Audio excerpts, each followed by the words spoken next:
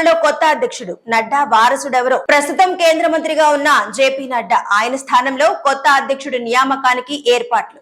మార్చి 15న నూతన అధ్యక్షుడి పేరు ప్రకటించే అవకాశం. బీజేపీకి త్వరలో కొత్త అధ్యక్షుడు రాబోతున్నారు. 2019 ఎన్నికల్లో బీజేపీ అధికారంలోకి వచ్చిన తర్వాత 2020లో జేపీ నడ్డా పార్టీ అధ్యక్షుడిగా ఏకగ్రీవంగా ఎన్నికయ్యారు.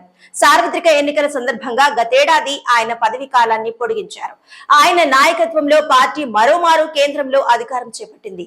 దీంతో నడ్డాను మంత్రివర్గంలోకి తీసుకున్నారు. ఈ నేపథ్యంలో ఇప్పుడు ఆయన స్థానంలో కొత్త అధ్యక్షుడిని నియమించాలని పార్టీ యోచిస్తోంది. ఈ క్రమంలో తెరపైకి పలువురి పేర్లు వచ్చాయి.